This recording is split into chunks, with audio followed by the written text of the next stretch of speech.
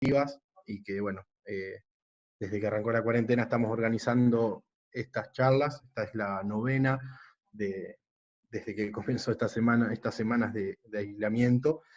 Y bueno, las demás charlas pueden, si están interesados, verlas en el canal de YouTube de Acá Jóvenes. Hoy, bueno, contamos con la presencia de Víctor Tonelli. Víctor muchos de ustedes seguramente lo conocerán si están cercanos a la ganadería, pero les hago un resumen de su trayectoria. Víctor es licenciado en Ciencias Agrarias de la Universidad Católica Argentina, consultor privado en áreas de ganados y carne, asesora a empresas, es productor ganadero, bueno, ha desarrollado y administrado fideicomisos, firmas, bueno, tiene una amplia trayectoria en la actividad. Antes de darle la palabra a Víctor, les pido 2 minutos, literal, para pasar un video presentación de Acá Jóvenes, y ahí sí, Víctor, te damos la palabra, puede ser, para contarles un poquito, que vean quiénes somos Acá Jóvenes, y bueno, si les interesa más, se pueden sumar a nuestras redes sociales, al canal de YouTube, bueno, ver algunas otras actividades que realizamos. Así que bueno, que disfruten la charla, y bueno, Víctor irá habilitando el chat y los micrófonos para, llegado el momento, hacer las consultas. Un saludo. Gracias, Juan. Crecer, desarrollarse, unirse, trabajar juntos por un futuro mejor. Somos Acá Jóvenes, el movimiento de jóvenes de la Asociación de Cooperativas Argentinas. Somos jóvenes, centennials, millennials, generación X, baby boomers. Somos presente y somos futuro, pero también somos pasado. Hoy tenemos 75 años, sí, 75 años, donde cumplimos muchas metas y sueños, y fuimos construyendo una historia en conjunto. Nacimos en 1944, y con la necesidad de mejorar la organización en 1957, surgieron las comisiones asesoras regionales juveniles. Salimos al mundo por primera vez en 1960.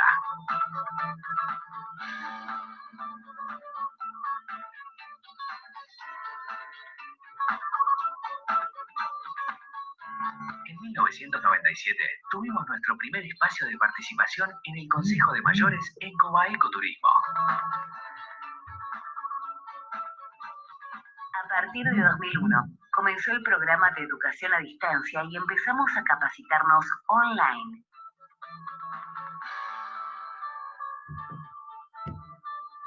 El 2008 fue un año de quiebre. Comenzamos a medir nuestras actividades mediante el balance social. En 2016 nos agrupamos, integrando a todos los jóvenes agrarios cooperativistas del país bajo un mismo nombre, Acá Jóvenes. 3 años después, comenzamos a participar en las reuniones plenarias de Acá Salud. El 2019 es un año de festejo. Motivos sobran, cumplimos 75 años. Somos jóvenes con historia.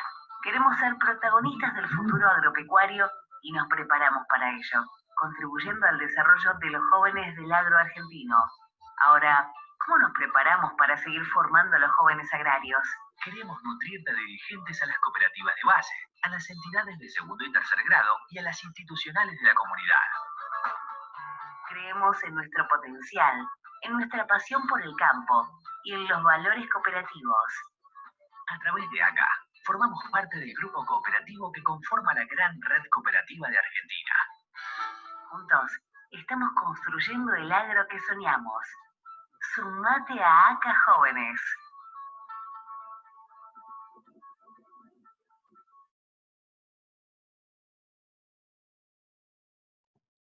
Bueno, ahora sí, gracias por aguantarnos estos 2 minutitos.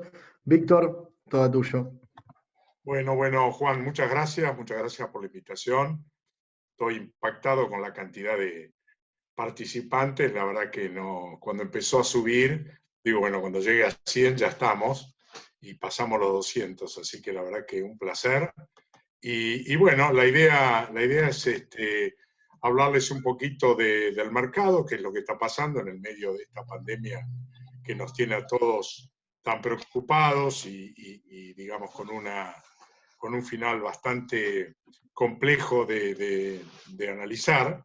La idea de la presentación básicamente va a ser analizar el mercado mundial, qué es lo que está pasando, cómo nos puede afectar, cómo nos está afectando ahora, cómo podemos imaginar el día después, que nadie sabe ni cómo va a terminar, ni cómo va a ocurrir, pero está claro que esto va a ocurrir en algún momento de las próximas semanas o meses, y cómo nos va a encontrar parados frente a la demanda y digamos, en una economía del mundo que recuerda más a las crisis de principios del siglo XX que lo que hemos vivido últimamente. Dicho esto, digamos, lo que primero me gustaría mostrarles es que la demanda global de carne vacuna se duplicó en los últimos 20 años. Es un crecimiento para un producto muy maduro, un producto que no es de última tecnología ni de última generación. Haber crecido en su volumen en un 20%, en un 100% en 20 años es realmente un montón. Y si ustedes miran el cuadro, van a ver que en la columna amarilla prácticamente se explica casi todo el crecimiento. Es decir, que ha sido la enorme demanda de Asia y centralmente de China la que explica este exponencial crecimiento en los volúmenes que se comercializan anualmente de todo origen para todo destino en el mundo. Cuando uno mira a sí mismo qué está pasando con los precios, además, digamos, del crecimiento de volumen, y este gráfico yo lo actualizo todos los meses, está hasta fin de marzo, este gráfico nos muestra que en los últimos 10 años la carne de cerdo, la rosada, y la carne de pollo tuvieron subas y bajas. Ahí hay una rayita que van a ver finita blanca que muestra el inicio, digamos, de la fiebre porcina africana. Esto fue en agosto, septiembre del año 2018, ya llevamos un año y medio, y cómo a partir, digamos, de esa pandemia también, pero para los cerdos en el mundo, suben los precios, particularmente el precio de la carne de cerdo. Ahora, en este mismo contexto y en los últimos 10 años, uno ve que por encima del crecimiento de las otras carnes se ubica la carne vacuna, que además trepa tremendamente desde agosto-septiembre del 2018 hasta diciembre del 2019, ya que en enero, febrero y marzo uno ve la caída que responde de alguna manera al impacto del coronavirus y a otro impacto que les voy a comentar, que tuvo mucho que ver con la renegociación de precios que se dio a partir de principios de diciembre en la mayoría de los países que exportaban carne a China. Pero de eso vamos a hablar en un ratito. Como quiera que sea, acá van a ver dos efectos que se suman. El primero, el crecimiento de la demanda que uno ve en el volumen, y el segundo, el crecimiento en los precios, que indica que a pesar de que la demanda se duplicó, mejor dicho, que la oferta acompañó hasta en el doble la demanda, los precios básicamente quedaron mucho más arriba, mostrando que esa demanda estaba esperando mucho más provisión, mucho más producto, y al quedar insatisfecha terminó arbitrando subiendo los precios. Esto realmente marca que estamos en un negocio que desde el punto de vista de la demanda internacional es un producto muy apetecido, a los que los países proveedores y productores no están en condiciones de abastecer suficientemente. Vamos a entrar un poco más explicando por qué el crecimiento tan espectacular de las exportaciones del año pasado, que no fueron solo las de Argentina, que crecieron más del 50% en volumen en un solo año, sino además que fueron todos los países exportadores. Lo mismo vemos en Australia, lo mismo vemos en Nueva Zelanda, en Uruguay, en Brasil, etcétera, etcétera. Y por eso me parece muy importante que le pongamos mucho foco a lo que está pasando en China para entender qué podemos esperar el día después. Lo que está pasando hoy, pero sobre todo cuando el coronavirus siga siendo tal vez un problema, pero en mucho menor escala o agudez de la que está teniendo en este momento en todo el mundo. Entonces, para entender lo que pasa, primero hay que comprender que los chinos consumen mucha carne, mucho más de lo que, digamos, todos, me incluyo, pensábamos cuando empezamos a analizar el fenómeno chino, y consumen 100 o un poco más de kilos de carne, solo que en el conjunto de esas carnes, el pescado representa el 41% del consumo global, algo que en la Argentina es totalmente inusual. Digamos, creo que estamos en 7 u 8 kilos, tal vez me quedé un poquito corto, pero no es mucho más. El cerdo representa el 39%, pollo el 12%, vacuno 6% y ovino el 2%. Esto fue el último dato conocido antes de la fiebre porcina africana, es decir, al cierre del 2018. Si excluyéramos el pescado y analizamos las carnes tal y como las conocemos en la Argentina, las otras 4, digamos, excluyendo el pescado, el cerdo representa para los chinos 2/3 partes de toda la carne que consumen, multiplicado por 1.400 millones de habitantes. Y ahí uno empieza a entender por qué la fiebre porcina africana, que asoló, digamos, los criaderos de cerdo, no solamente de China, pero centralmente de China, generó este faltante y esta avidez por todas las carnes, que vamos a ver ahora en las próximas diapositivas, durante todo el año pasado y que va a continuar, tal vez incluso hasta en forma creciente, en los próximos meses. Para entender un poco esto, les quería mostrar este cuadro que todas las semanas o cada 15 días actualiza la FAO con los últimos focos de lo que llaman la ASF, en las siglas en inglés, la fiebre porcina africana. Y en este cuadro lo que uno va a ver son cuadraditos o triangulitos rosas, que fueron todos los focos que fueron marcando y apareciendo desde agosto del 2018 hasta hace 2 semanas, y lo que es rojo, cuadrado rojo, son los últimos focos de fiebre porcina africana en cerdos domesticados bajo cautiverio, y los triangulitos, los que aparecieron en las últimas 2 semanas en cerdos salvajes o jabalíes como los conocemos acá. Es decir, que lo que uno ve que hay regiones enteras totalmente en color rosa, países como Laos o Vietnam, por ejemplo, totalmente pintado de rosa, Filipinas prácticamente más de la mitad pintada de rosa, Indonesia ya con una parte importante pintada de rosa, y todavía siguen apareciendo focos 1 año y medio después. Por lo tanto, hoy estamos totalmente, yo diría, hasta sobresaturados de información del coronavirus, pero cuando sacamos el coronavirus para mirar qué está pasando en el mercado de las carnes, lo primero que tienen que tener en cuenta que cerca del 60% del stock internacional de cerdos está afectado por la fiebre porcina africana. 60% de la producción de carne que más se consume en el mundo. Es decir, estamos viendo un problema de una magnitud en la caída de la oferta global de esta carne, que no solamente afecta a China, que produce el 50%, un poquito menos, producía de la carne de cerdo, sino que además tenemos el resto de buena parte de los países del sudeste asiático que son grandes productores y consumidores de carne de cerdo. Si este tema, digamos, interpretaron la magnitud del problema, déjenme avanzar ahora y contarles que China se estima que este año va a perder algo más de 20 millones de toneladas de producción de carne de cerdo. Piensen ustedes, para ponerlo en magnitud. Argentina produce, sumando todas las carnes, todas, pollo, cerdo, vacuno, etcétera, 4,5 millones de toneladas. Es decir, es más de 4 veces el total de carne que produce y consume la Argentina.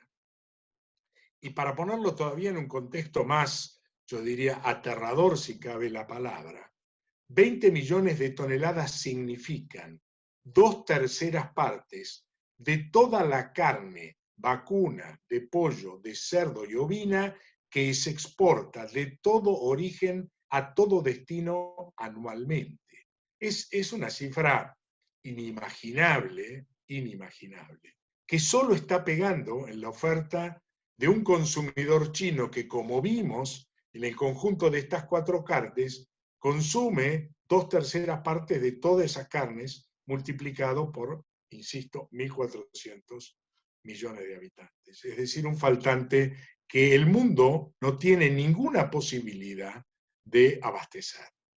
Ahora bien, volvamos a China por un minuto para ver qué países lo abastecen, quiénes son sus proveedores de carne vacuna, y ahí van a ver, digamos, en las toneladas anuales, Australia, que arrancó hace 9 años a exportarle carne a China. Hace 9 años China no estaba en la, digamos así, ni siquiera en el microscopio, no en la agenda o en la brújula del mercado mundial de carnes vacunas. Empezó hace 9 años. Y Australia arrancó prácticamente al inicio por sus relaciones, por su cercanía y por la seguridad y confiabilidad que le daba tanto en materia sanitaria como de inocuidad. Ahí vamos a ver el otro proveedor importante, que es Brasil, que arrancó en el 2014, o sea, hasta hace 5 años, o más de 5 años, Brasil no le exportaba a China. Y vamos a ver Uruguay, que por supuesto picó en punta en el Mercosur por sus condiciones de trazabilidad, de sanidad, etcétera, etcétera, de seguridad, digamos, de confianza que le daba a los productores, sobre todo después de la epidemia de aftosa que tuvimos en la región allá en el 2001. Luego van a ver Argentina, que arrancó también prácticamente en el 2014, hace 6 años. Argentina le exportaba 10.000 toneladas a China, nada, no estaba en la cuenta de nadie. Y hoy, junto con Brasil, son los 2 principales proveedores de China. Nueva Zelanda, que le exporta todo lo que puede, siendo un país chico, tampoco tiene un volumen extraordinario, pero le exporta una barbaridad. Y después otros, que son muy poquitos vecinos, algo Vietnam, algo Taiwán, Filipinas, Indonesia. En total, lo que importa es esto, y van a ver rayitas finitas blancas que marcan cada año, para entender, digamos, la importación de carne vacuna por parte de China, de todos estos proveedores, subió casi el 70% el año pasado, en un solo año. Yo recuerdo que hace 2 años, Rabobank, en el 2018, nos decía que esperaba que China importara carne vacuna, la que figuran en su aduana, más la que importa por la puerta de servicio de Hong Kong y Taiwán, que son unas 700, 800 mil toneladas res con hueso, que, digamos, res con hueso iba a llegar a 2 millones de toneladas. Bueno, esto que estamos viendo es peso producto, hay que multiplicarlo por 1.5, o sea que el 1.600.000 ya son 2.400.000, digamos, más lo que entra de Taiwán y de Hong Kong, yo diría, subió un 50% más de las expectativas que tenía Rabobank solo en un año, y todo, o centralmente todo el crecimiento, se debe a la brutal pérdida que tuvo por la fiebre porcina africana.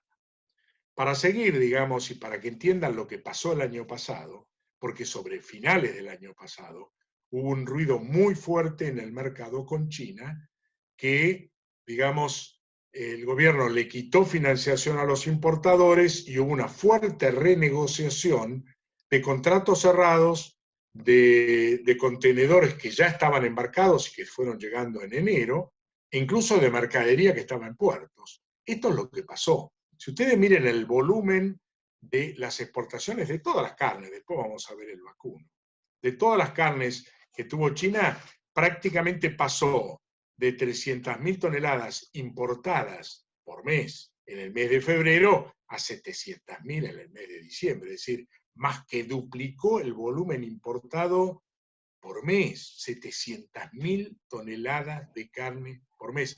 Piensan que Argentina, quinto exportador mundial de carne vacuna, que es lo que más exporta, exportó por todo concepto 850.000, es decir, y ese volumen, o un poquito menos, lo importó China en un solo mes. La dimensión, digamos, a mí personalmente se me escapa, son miles de contenedores y cientos, millones de cajas de carne que ingresan por día en ese mercado. Y este volumen encima fue acompañado por un crecimiento exponencial del valor promedio por tonelada que pagaron. Y esto hizo que entre noviembre y diciembre el gobierno chino, digamos, viendo el impacto que este valor o estos precios que estaban pagando sus importadores tenía e iba a tener sobre el índice de precios de la carne y los alimentos y el índice de precios de la inflación. Piensa que China es un país que hasta el 2019 tuvo 2,5% de inflación anual. Así que este crecimiento en los precios, por supuesto, le rompía todos los Excels y todos los numeritos que podían mirar los economistas chinos. Entonces, en el mes de diciembre, a principios de diciembre, el gobierno tomó 3 o 4 medidas para bajar el precio de manera abrupta. Es una, digamos, como sabemos, es una política que no consulta demasiado, impone de una manera más dura posible.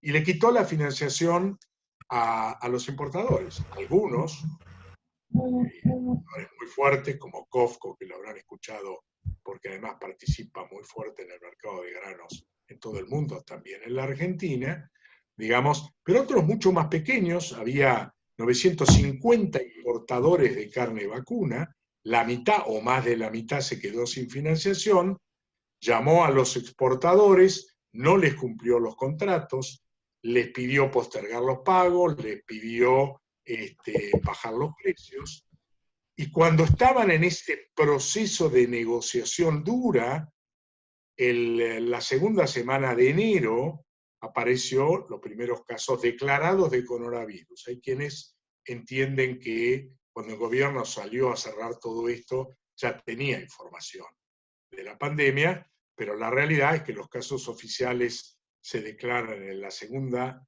semana de enero, cuando además toda esta importación estaba preparada para satisfacer la semana más alta de consumo en China de todo el año, que es el Año Nuevo Lunar, que se produce la tercera semana de enero. Por supuesto, en esa semana no se consumió casi nada. Yo diría, no lo sé, estoy tirando una cifra que no es seria, es simplemente una aproximación. Se debe haber consumido, exagerando, el 10 o el 15 o el 20% de todo lo que esperaban vender y consumir.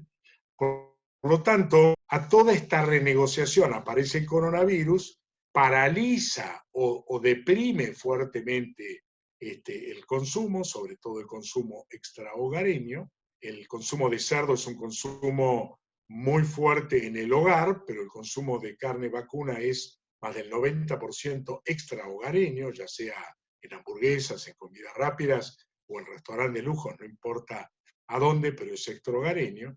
Así que de pronto quedó un enorme stock paralizado, digamos, de carne vacuna, y esto es lo que pasó con las exportaciones.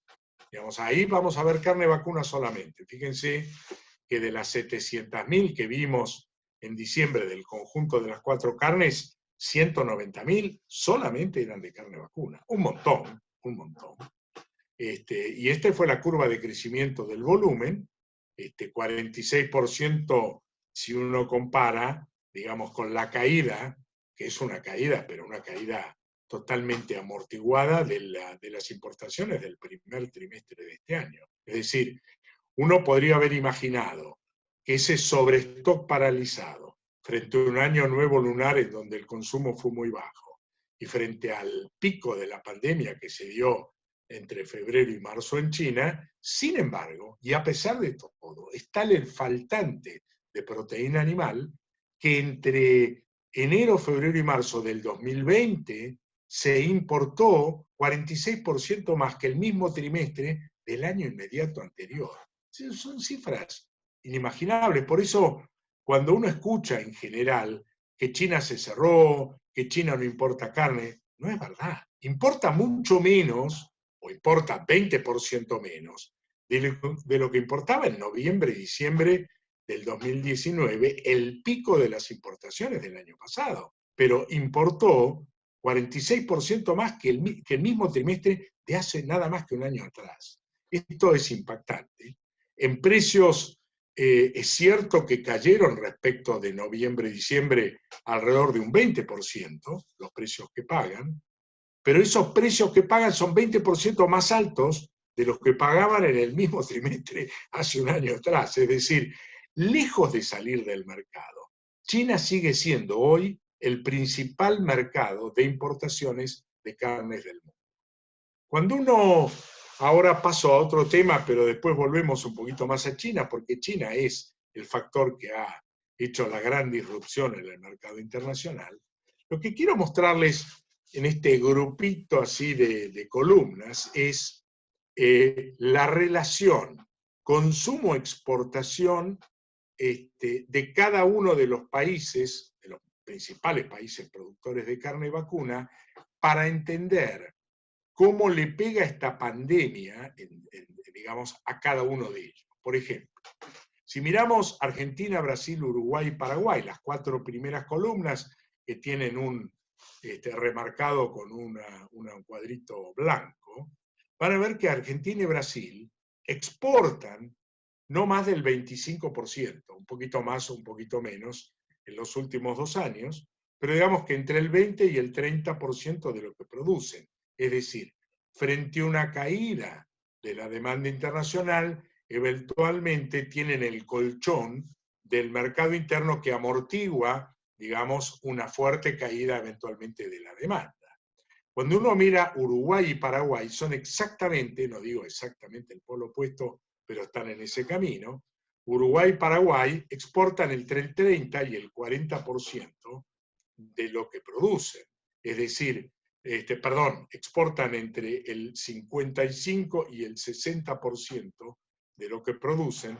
Por lo tanto, una caída en el mercado internacional como la que estamos viendo ahora realmente los afecta enormemente. Y por eso hemos visto caer el precio, por ejemplo, por kilo res en Uruguay, que se pagaba al novillo, que llegó a tocar en el mes de noviembre y diciembre $4.30 por kilo res, que hoy están pagando no más de $3. Es decir, les cayó prácticamente algo más del 30% el precio.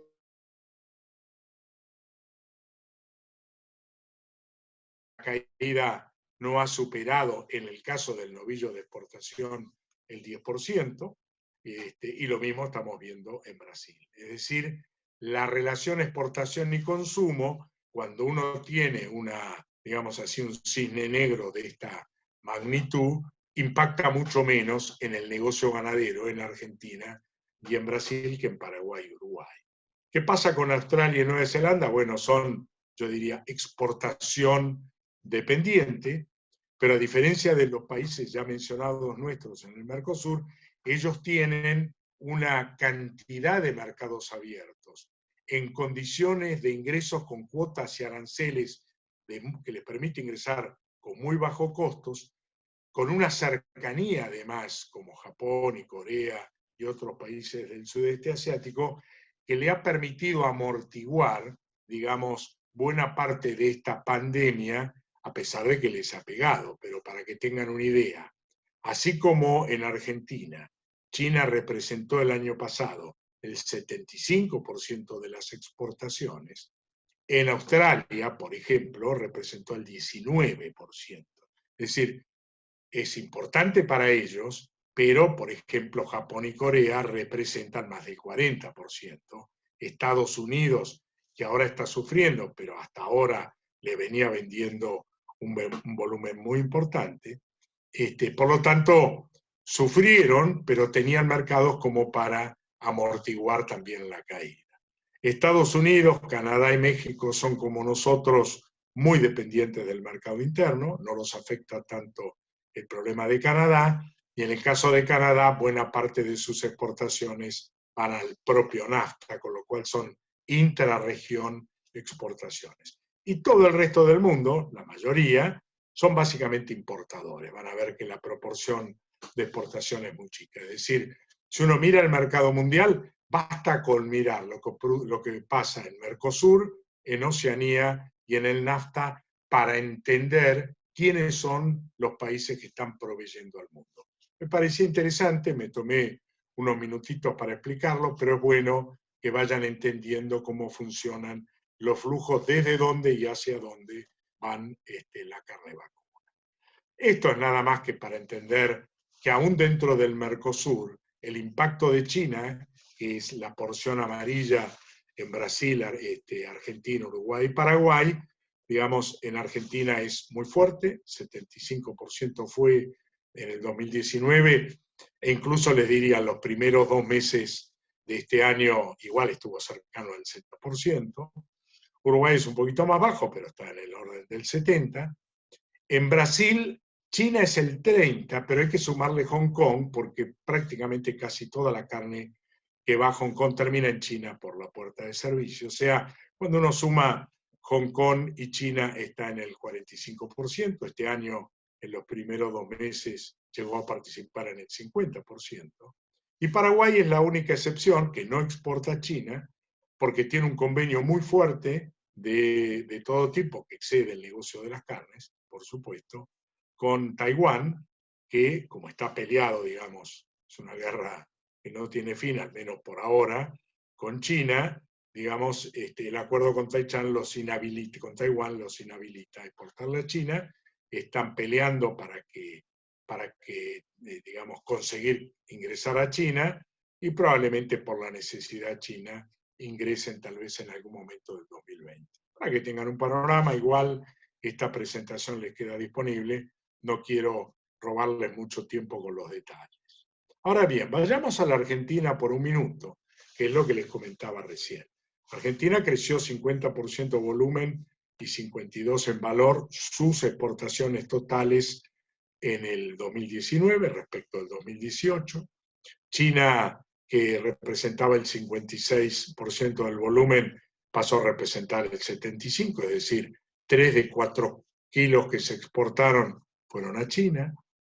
Respecto de China, duplicó el volumen exportado y más que duplicó el valor de las exportaciones, es decir, creció mucho el valor por tonelada exportada. Esto fue realmente muy bueno y vimos cómo octubre, noviembre, diciembre la exportación realmente pagó precios por encima de lo que pagó el consumo interno, que es muy raro verlo a lo largo del año. En general, el ternero, novillito liviano, siempre se ha pagado más que el novillo pesado de exportación. Bueno, en el último trimestre del año pasado, los novillos de exportación se pagaron más que incluso el consumo interno.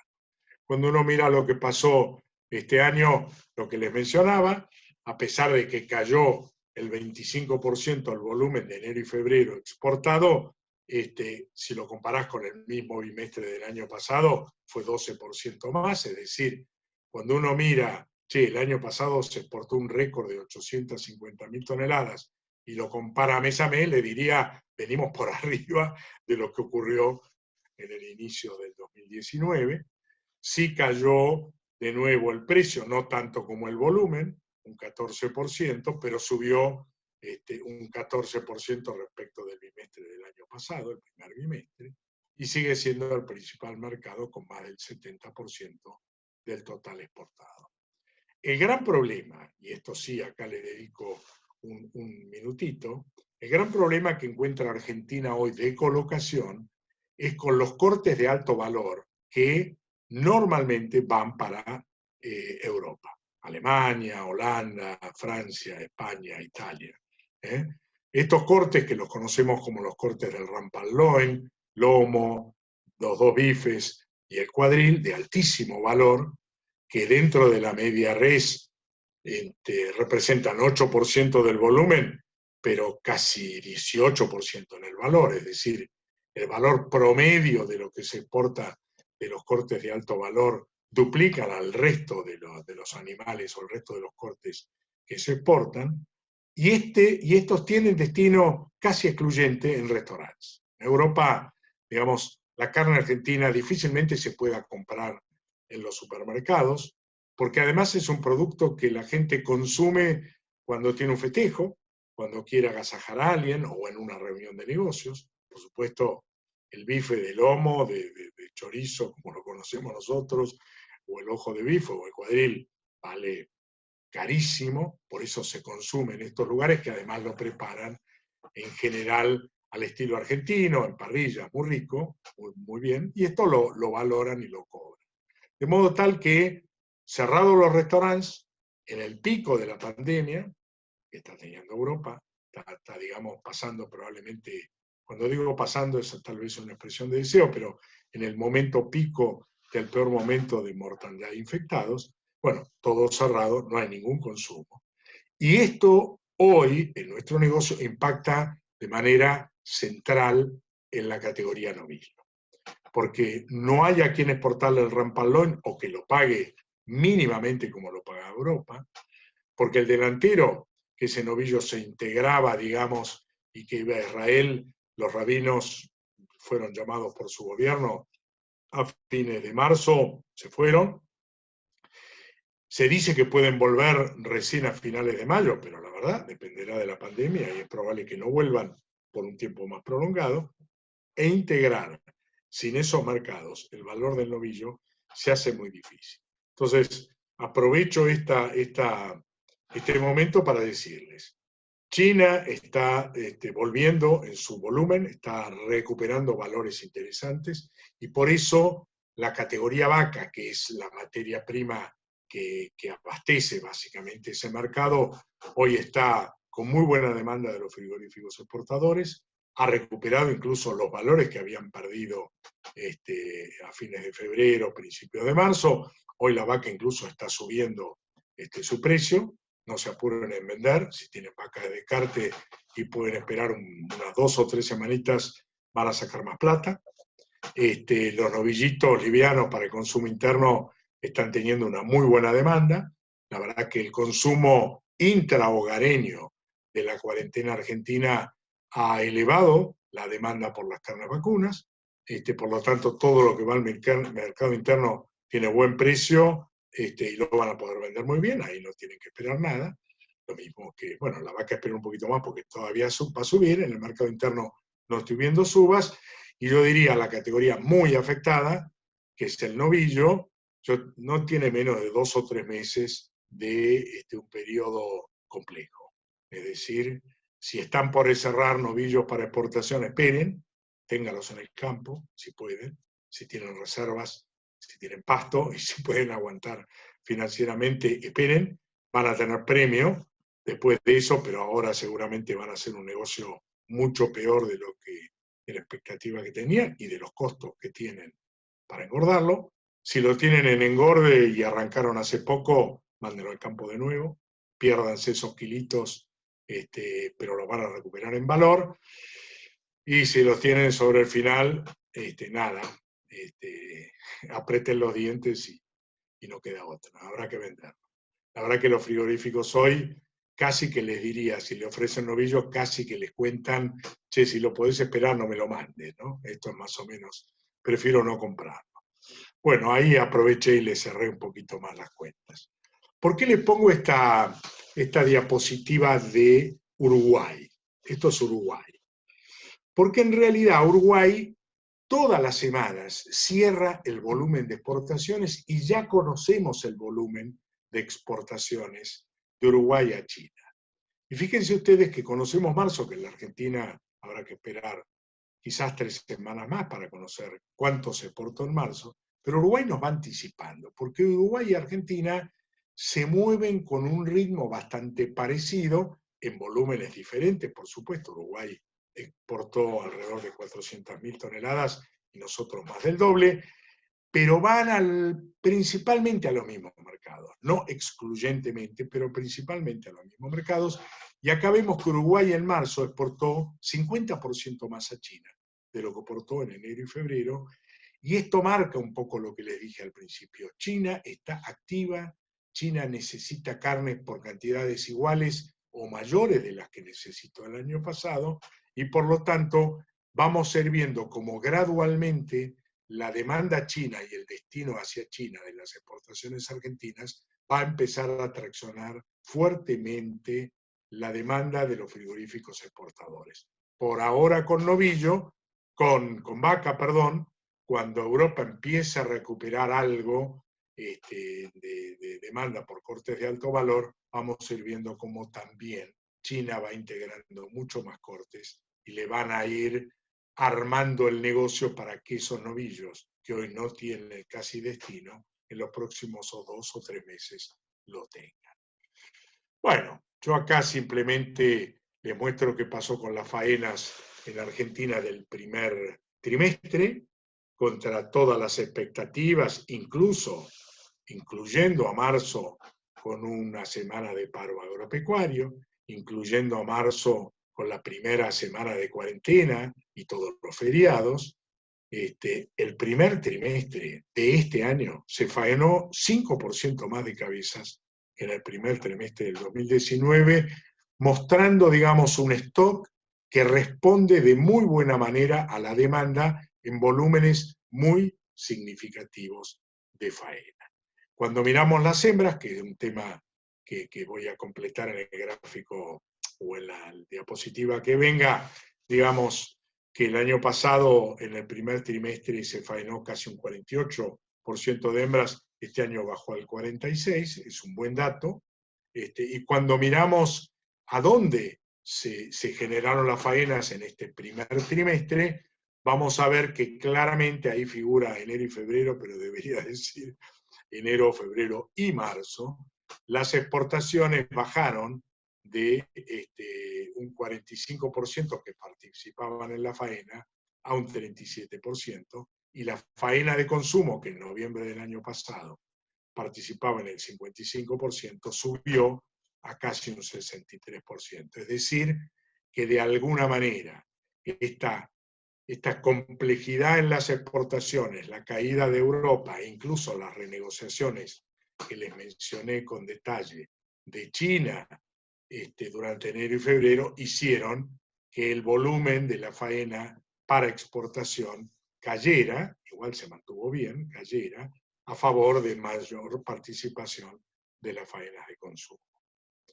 Y ahora les doy solo un panorama de por qué creo que este año el stock no va a caer, e incluso la oferta en general de ganado va a ser bastante similar a la del año pasado, y que todo esta, digamos así, panorama de liquidación y de sobreexceso de faena de hembras que a algunos les preocupó mucho, no tenía mucho que ver con la realidad, o en todo caso tenía que ver con una faena de vacas no productivas que se enviaron al mercado aprovechando los muy buenos precios, pero que no va a afectar ni la productividad ni el stock total del rodeo argentino.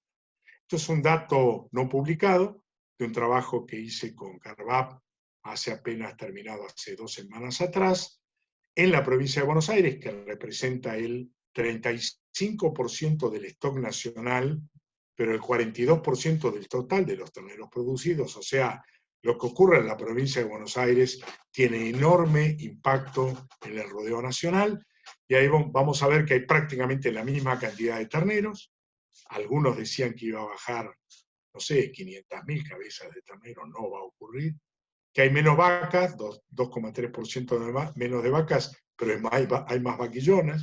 Es decir, un poco vendimos vacas improductivas e integramos al rodeo vacas productivas, vaquillonas productivas, pero lo más importante es que hay más novillitos y novillos. Es decir, en el año 2019, producto de esta, digamos así, crecimiento y entusiasmo de las exportaciones, muchos productores iniciaron el proceso de recría. En definitiva, estamos hablando de un stock muy similar, por lo menos para la provincia de Buenos Aires, que el del año pasado. Y acá el dato tal vez más interesante, el que a mí más me entusiasma, es que mejoraron todas las relaciones productivas. Es decir, hay en la relación ternero-vaca mejoramos casi 2 puntos porcentuales, hay mucho más ternero en relación a vaca en el stock, por esto de que vendimos la vaca que no tenía ternero. Hay una mejor relación vaquillona-vaca, casi 2,5 puntos porcentuales, que muestra cómo efectivamente hay un rejuvenecimiento de los rodeos productivos, de los vientres, y el punto que acabo de mencionar, todavía en un impacto mucho mayor, hay una mejora de 5 puntos porcentuales en la relación novillito-novillo respecto de ternero. Es decir, se retuvo ternero, que en el stock lo estamos viendo como novillito y novillo. Esto es, nos preparamos para hacer frente en el futuro con mayor cantidad de novillos y animales más pesados. Con esto cierro, esto lo voy a pasar para no hacerles perder mucho tiempo. Si hay alguna pregunta sobre ese tema vuelvo. Y voy a la última diapositiva, que de alguna manera son los temas que deberíamos tener en la agenda pública, por supuesto, pero también privada de nuestras entidades, respecto de los temas que se generan a partir de la gripe porcina africana y a partir del coronavirus. Es decir, el mundo, digamos, está viviendo una crisis que tal vez no recuerde de la Segunda Guerra Mundial o de la crisis del 29, una crisis que por supuesto a todos nos encuentra aprendiendo todos los días algo nuevo, pero que va a dejar una huella muy profunda en la economía mundial. El mundo está volcando recursos nunca vistos, o por lo menos no vistos en los últimos 60 años en toda la economía. Esto va a significar emisión de monedas en una cifra que nos cuesta imaginar, porque los ceros son billones de billones. Esto va a impactar también en el valor de las monedas. Como dije antes, el faltante de carne de cerdo va a generar una demanda que es igual o mayor que la que tuvimos el año pasado, pandemia de por medio, que cambió el modelo de consumo de carne. Por supuesto que volverán los restaurantes en el segundo semestre de este año, pero algo va a quedar del residual del consumo extrahogareño. Incluso en China, muchos analistas del mercado, sobre todo australianos, dicen que al no poder salir a comer afuera, han ido aprendiendo a cocinar la carne vacuna también en el local, que cambió el modelo de ir a comprar a supermercados por la venta online. Digamos, va a haber otro modelo de comercialización y de formas de consumir en el mundo. En el medio, digamos, hay un nuevo acuerdo China-Estados Unidos que se irá poniendo en marcha, que en fase 1 ya le abre la importación de carne de cerdo, entre otras cuestiones. La fase 2 ya veremos cuándo se pone en marcha, porque todo esto genera un delete en los acuerdos comerciales. El nuestro con Europa, por supuesto, totalmente paralizado, pero también el tema del Brexit. No se olviden que el Brexit ya está aprobado y que a fin de año Reino Unido se separa de Europa. Bueno, vamos a ver si después de esto hay un delay también en el inicio, pero en cualquier caso hay una renegociación de cuotas y aranceles, porque nosotros hoy tenemos una cuota Hilton, e integramos la 481 con el conjunto de la Unión Europea, pero separados habrá que renegociar todo esto además con Reino Unido, que es un gran importador de carne vacuna.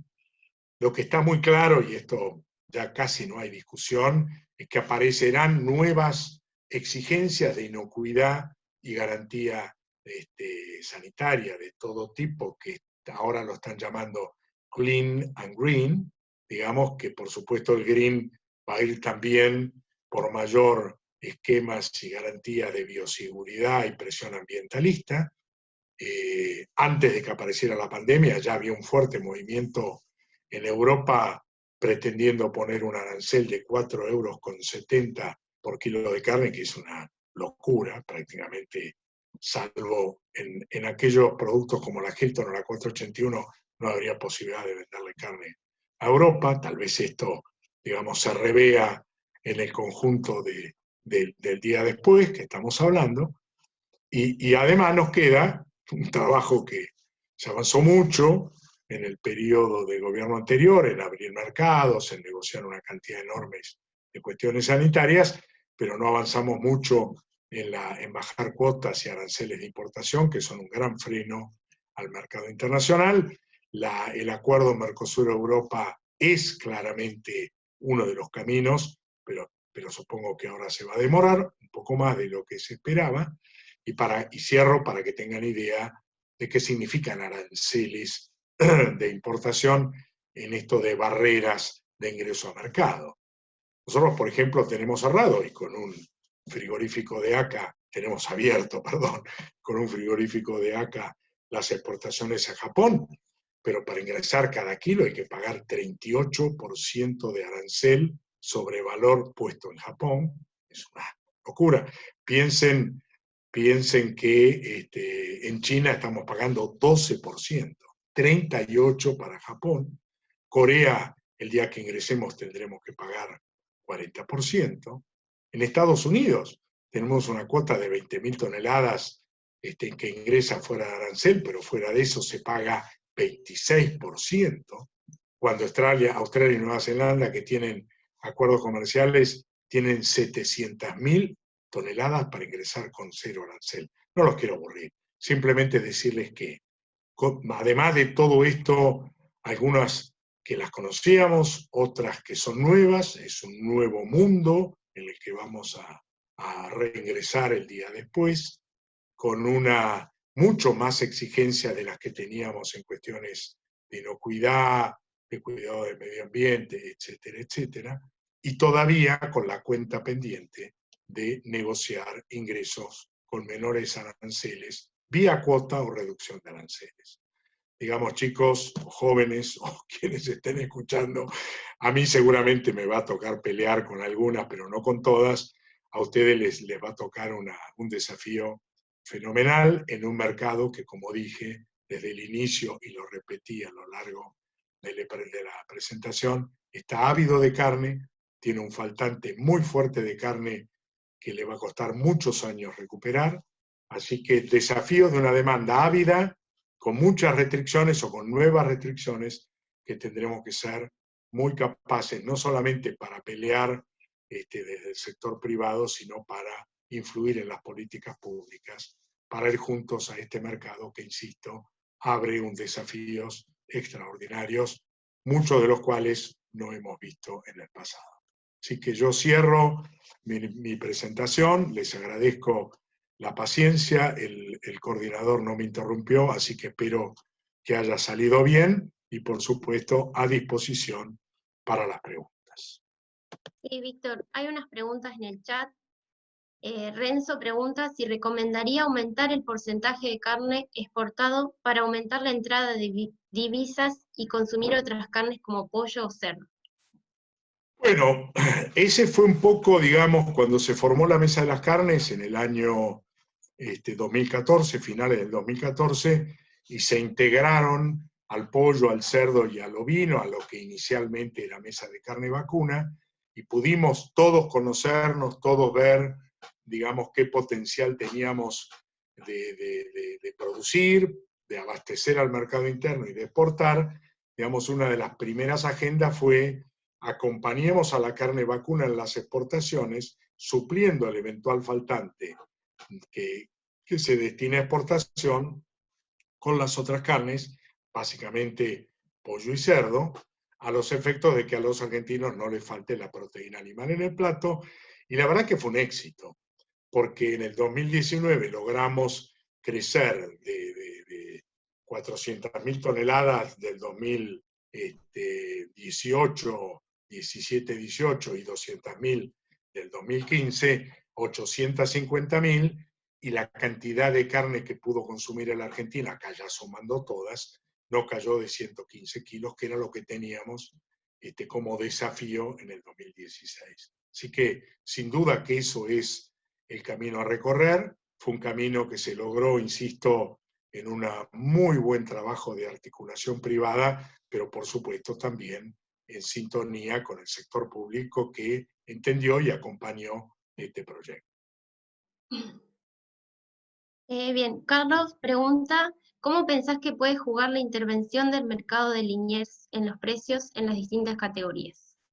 El mercado lineal, si se interviene en el mercado lineal, se va a intervenir todo el mercado, y es lo peor que puede ocurrir. Y a las pruebas me remito. Cuando el gobierno, en ese momento estaba Cristina Kirchner, ya la primera presidencia, con el secretario Moreno en la Secretaría de Comercio Interior, intervino en los mercados, cerró las exportaciones, y en apenas 3 años perdimos 10 millones de cabezas, por desestímulos, por informalidad y por todas las cosas que son los resultados no deseados de una intervención de mercado que normalmente lo primero que logra es que la gente pase a ser informal.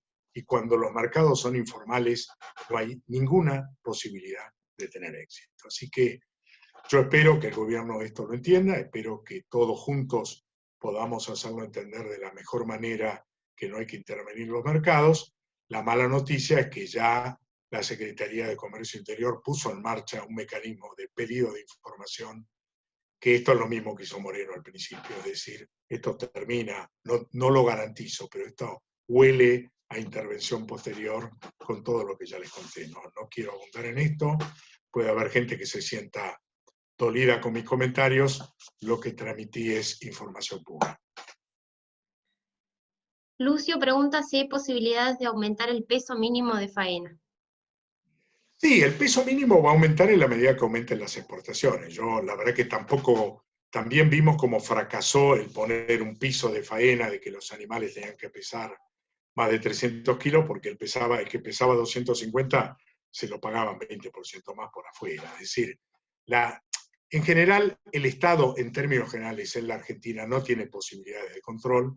Desde un escritorio y una computadora hacer una resolución es una pavada, controlarla por fuera es virtualmente imposible. Para que tengan en cuenta, cuando se intentó controlar a las carnicerías solo del conurbano bonaerense, que hay más de 40.000 inscriptas que realmente pagaban sus impuestos y recibían facturas de sus proveedores, no llegaban a 10.000, apenas el 25%. Si no controlas el punto de venta, no importa cuánto hagas para atrás, porque tarde o temprano, el que pagó todo en algún momento tiene que transformar blanco en negro para que alguien le venda ese último en la última etapa al consumidor. Así que yo ya tengo 71 años, como verán, se me cayeron todos los pelos, los pocos que quedan son blancos. Algo he aprendido de esto. No soy el dueño de la verdad, pero mi recomendación es absoluta. No intervengan y avancemos si es posible para que el último eslabón se pueda formalizar. Hay mecanismos, se los propusimos al gobierno anterior, no los quiso poner, esperemos que lo entienda.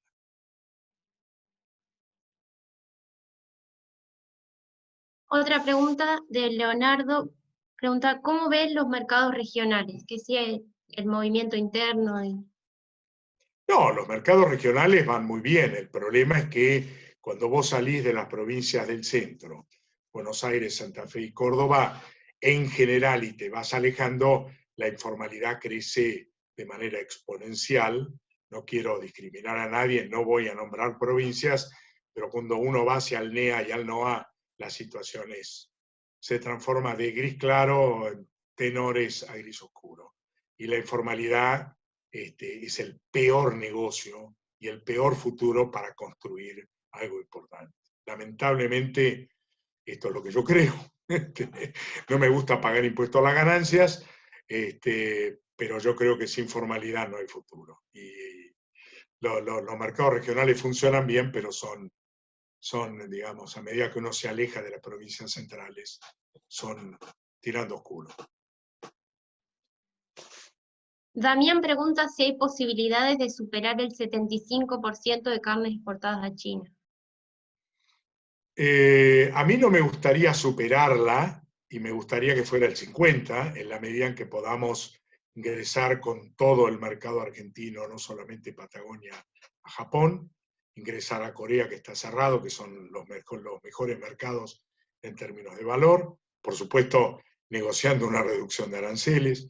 Me gustaría que la apertura del mercado americano, que hasta ahora está abierto, pero que no hemos logrado ingresar con nuestras carnes, se transforme en una oportunidad importante. A mí no me gustaría tener un monomercado como el de China, porque estornuda y nos resfriamos todos, ¿no? La verdad es que me gustaría tenerlo mucho más distribuido.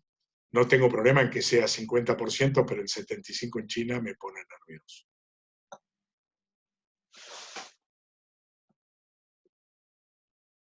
Otra pregunta de Irina es, ¿cómo ve la relación vaca de cría versus ternero en invernada para los próximos meses? No, un poco lo que tal vez, Irina, lo que está, lo que está tremendamente caído es el valor de la vaca, ¿no?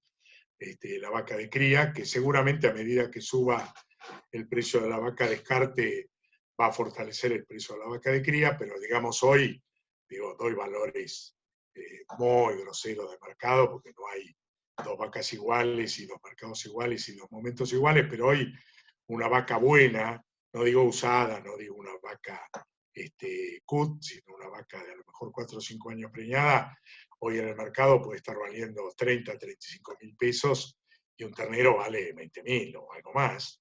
La verdad que es una relación que pocas veces se da y en ese caso diría productor, si puede aguantar la vaca, aguántela, es un mal momento para venderla, el ternero vale bien. Y la relación habitualmente, para que tengan una idea, si uno mira una larga serie histórica, son 2 terneros de 180 kilos por una vaca buena, nueva, preñada. Es decir, tendríamos que estar hablando de 360 kilos de ternero y hoy esa relación no se ve en el mercado. André pregunta, ¿qué posicionamiento tiene Argentina con respecto a raza y calidad, demanda de los mercados externos? Buena pregunta. Argentina tiene una excelente imagen, no necesariamente hace honor en su imagen en todo lo que exporta. De hecho, la imagen de calidad en China que tenemos es horrible porque hemos vendido solo vaca, pero esperamos poder ingresar con novillo y que se valore. Australia lo está logrando, Nueva Zelanda lo está logrando. Estados Unidos cuando vendía también la tenía, así que Argentina puede ir por eso. O sea, lo que dije está muy concentrado en la imagen genérica de Argentina que se construyó en Europa y es muy buena. En la medida en que vamos ingresando animales más aseguzados del norte en el circuito europeo, hay algunas quejas. Y yo creo que, bueno, habrá que ajustar un poquito más la calidad según el destinatario. Para China, por supuesto, por ahora no hay quejas, pagan lo que viene a muy buenos precios. Pablo pregunta, para los que son compradores de terneros, si compraría ahora o más adelante. Qué buena pregunta. Yo soy comprador y estoy esperando. Con eso ya creo que le dije todo. Y Graciana pregunta, ¿a qué se refiere específicamente con manejo informal del mercado ganadero? Negro, venta en negro, clarito como el agua. Billete que no se declara, que no paga impuestos, que no paga salarios de convenio, que no paga cargas sociales y que se fuma, se va por cualquier lado. Es el que ha destruido a la Argentina. Ludmi pregunta, ¿cómo ve al pequeño y mediano productor? No, eso depende de cada productor. Para mí, productor pequeño, mediano, grande, para mí es más una definición política que una definición productiva. Yo soy un productor chico, tengo 500 hectáreas, en la cuenca del Salado, no las tengo en Balcarce, y a mí me va bien. Yo la verdad que tengo 92% de preñez promedio, he tenido 95%, yo tengo marcaciones o destetes del 85%, y la verdad, soy chico, o mediano chico, no sé cómo definirlo, y sin embargo, productivamente hago las cosas muy bien, y tengo un vecino que a lo mejor tiene 600, y no sé si saca el 50% de marcación. O sea que yo creo que hay que cambiar ese concepto. Yo no creo en chico, mediano, grande, yo creo en eficiente e ineficiente. Juan pregunta que si cree que es fácil la adopción de tecnología de precisión para aumentar la producción de carne premium. Facilísimo. Facilísimo. Mirá lo que te digo, facilísimo. Ni siquiera es cuestión de plata, es cuestión de trabajo, de programación y planeamiento. Toda la tecnología de procesos es transmisible. La que es más difícil es la de insumos. Como decir, bueno, necesito una manga, voy a hacer propaganda, Farkip neumática con volteador de ternero. Bueno, probablemente no es para el chico y el mediano porque cuesta mucha plata, el grande lo podrá hacer. Pero yo puedo tener la mejor manga o una manga no tan buena y tener todos los procesos bien ajustados y tener los mejores rindes o resultados de eficiencia. Yo te diría, pasa mucho más por la cabeza y la cultura del productor y las enseñanzas que se le transmitan eventualmente si tiene personal a cargo, que por insumos. No pasa por plata, pasa por cabeza.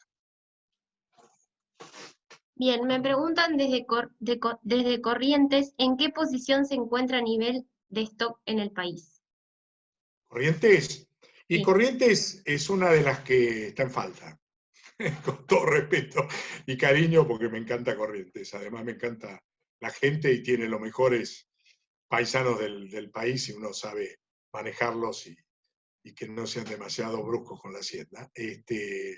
Son buenísimos, pero Corrientes tiene el 50% de marcación.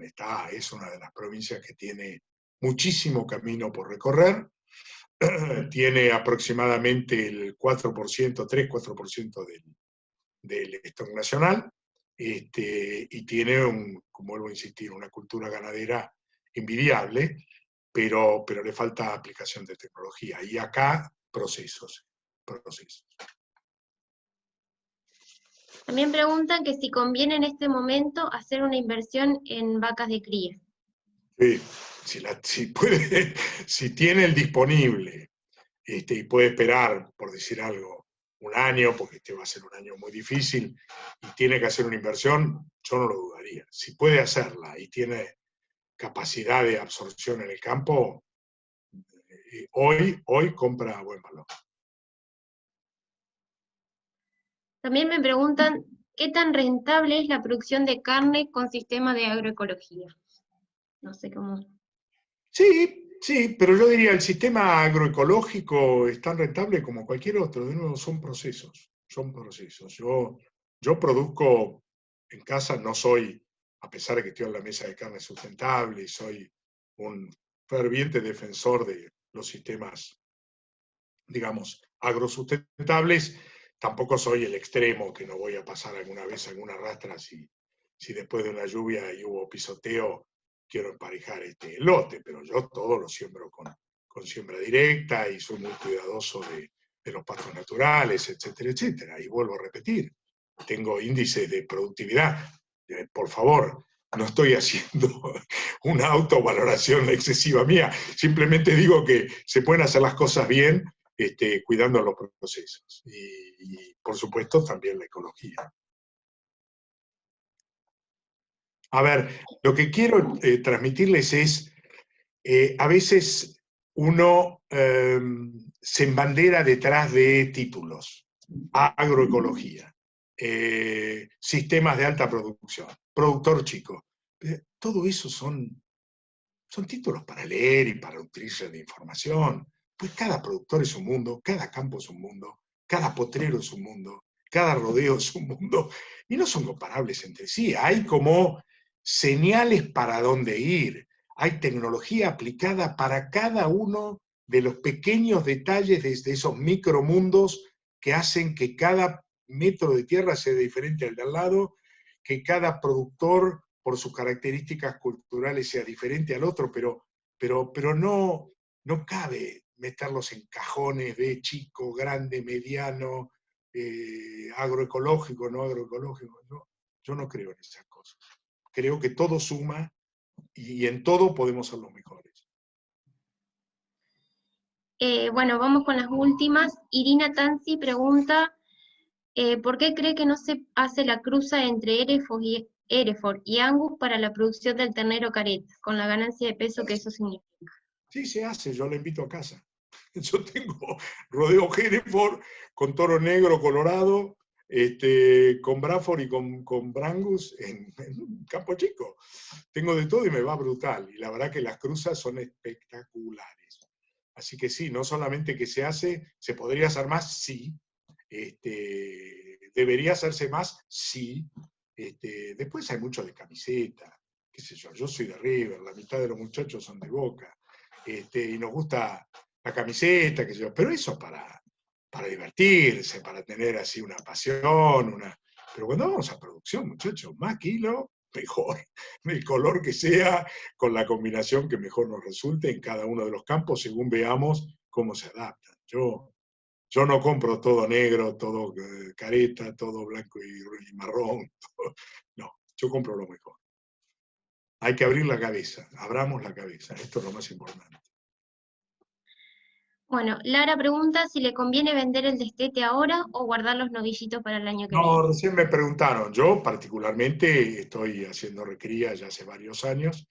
Creo que esta es la época, si bien hoy se paga bien el ternero, esta es la época de más oferta y habitualmente de menor precio del ternero.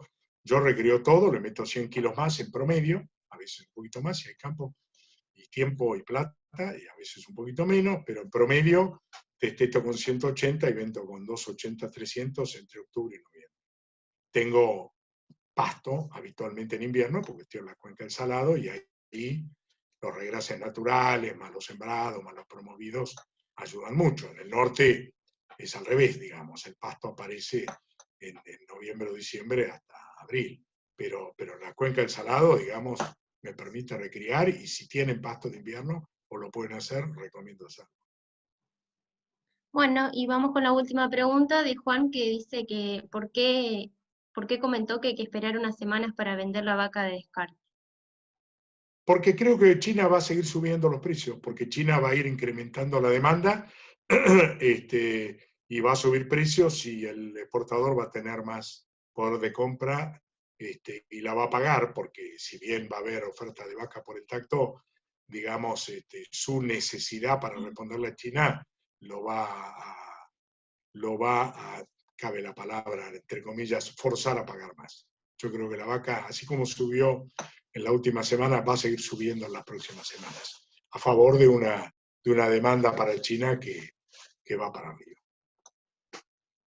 Bueno, con esto cerramos. Queremos agradecerle a Víctor desde parte de Acá Jóvenes por su gran predisposición para esta charla y invitarlos a que nos sigan en las redes para enterarse de las próximas semanas. Bueno, gracias a ustedes por invitarme, un placer. La verdad que yo seguía el numerito, porque la verdad que me encanta ese numerito. Pero arrancamos con 220, terminamos con 153, ahora bajo uno, pero ya terminamos. La verdad que muy buen promedio, chicos. Los felicito por la paciencia y un gran abrazo. Víctor, para Muchas gracias. agregar, hasta el final de la presentación se mantuvieron las 220 personas y no lo lograron la mayoría de las capacitadoras, así que excelente. Ah, buenísimo, bueno. Bueno, gracias por la paciencia y a disposición como siempre para lo que necesite. ¿Quedaron preguntas? Incluso me las pueden hacer llegar más adelante y las respondo con mucho gusto.